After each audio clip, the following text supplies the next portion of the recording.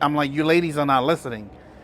I am not asking you to accommodate nothing. And unless I can't do my job, I don't understand what the problem is. So I'm walking around with a limp. It hasn't stopped me from doing anything in the store that you've needed me to do.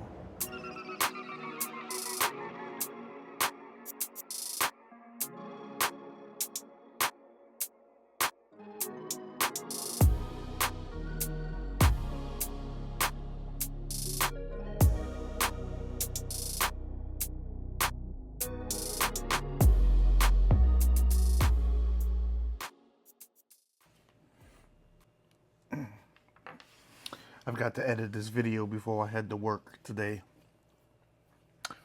Because I didn't go into later. I don't go into a little later, a few hours from now. But yesterday, man. Yesterday, so I hurt my ankle about 6 weeks ago, 7 weeks ago, something like that. I was coming out of Publix and I was wearing Crocs. I was wearing Crocs and I was walking on, you know how when you come out of a store, it has that crosswalk, that painted crosswalk. When I was coming out of there and my foot, it was raining, my foot slipped and I rolled my ankle pretty damn bad. Like I wound up on the floor and everything. It was a whole ordeal. Well, anyway, I never, because I needed to work and because, bills got to get paid, I never took time off for that. So 7 weeks later, my ankle, even though I didn't have a steady 9 to 5, like I was still doing DoorDash and stuff like that or whatever. So I never laid off my ankle. So now I'm at this job that requires for me to be on my feet my entire shift. And after, I don't know, a couple of hours, my ankle starts to hurt and I start limping around. Well, my boss doesn't like that. And every chance she gets, she reminds me that I have to be on my feet and that she doesn't think I can do it. It's really frustrating because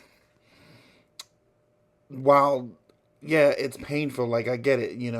I get it. I'm walking around and you have doubts. Like from a district manager standpoint, from a management standpoint, like I get it. You know what I mean? I get the concern or whatever. So, but which is why I tell, I haven't asked for any special treatment. I haven't asked to take extra breaks or sit down or, I haven't said that I can't do anything. I'm just walking around with a limp, you know? I'm like, man, this is like, I just got this job and, it's frustrating that I have to start over as it is, but when I say, when I make the decision to deal with it and just because I need something, and now, I feel like she's trying to get rid of me. Like, oh, well, he can't keep up type thing. You know what I mean?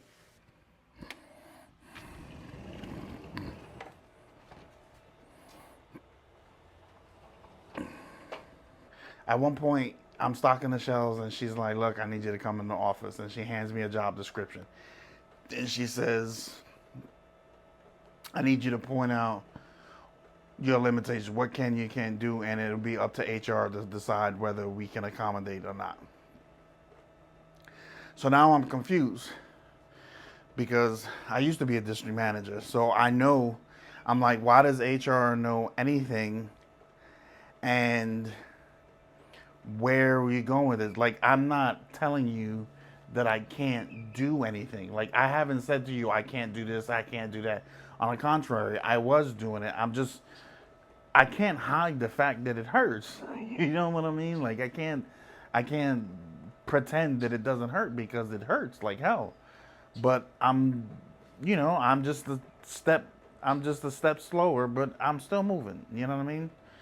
Um, she called her district manager. She called her boss, and she was like, "Hey, like he doesn't understand why this is becoming an issue or whatever." So she's like, "We need to know." The district manager introduces herself. She's like, "We need to know what the situation is, so that we know if we can accommodate that." And I'm like, "I'm not asking you to accommodate anything. And she's like, well, you got to go to the doctor and get us a doctor's note. I have insurance, but I can't afford to go to the doctor right now. Like, you guys, I don't understand what the problem is. So then she immediately starts saying, well, what if you give us a note saying what your limitations are and what you can and can't do? And then it has to be up to HR to decide whether we can accommodate that.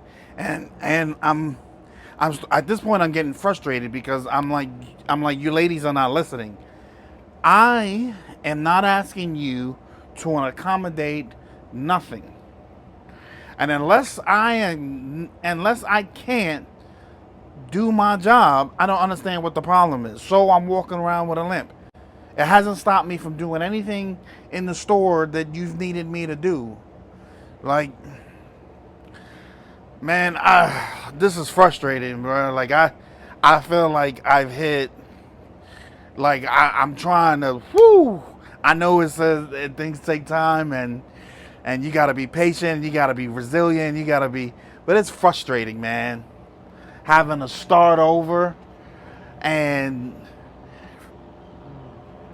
like, I don't even know what to say, dude. Like, but that's why this YouTube channel is my side hustle, because like I told you in yesterday's vlog, like I want to be financially successful. I'm hoping that YouTube, I get to a point where my content is good enough and it resonates with you, that my channel grows and that I can monetize my channel. But, you know, that's not the only reason why I'm doing it, like I told you yesterday. But it just, man, I don't even know. Look at that.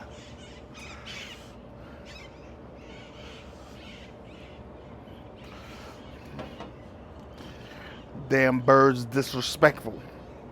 As a matter of fact, let's move. I don't even know what to, you know what I mean? Like, I just want to be financially successful, uncomfortable. I don't even have to have freedom. I would love freedom, but if I never have like financial freedom, like it's never, like I don't care to not work. That was such bad English. Like I don't mind working. I just want to work doing something that fulfills me, like this channel. You know, like I love putting out the content. I love recording. I love the editing. I love, you know, the whole process of getting my message out. But resilience, you know, like that's what it's about. It's about pushing through even when things look like, when things are rough and things are tough and everything is telling you not to quit or telling you to quit. But the thing is if I quit, then what? Then I have even less than what I have now. You know what I mean? If I quit, then what am I doing with my time? Then what is it that I'm gonna accomplish at that point? You know what I mean? It's hot as shit out here. But what is it I'm gonna do at that point? I'm not gonna do nothing. It's just gonna be one big pointless and useless, I don't even know what to call it, you know?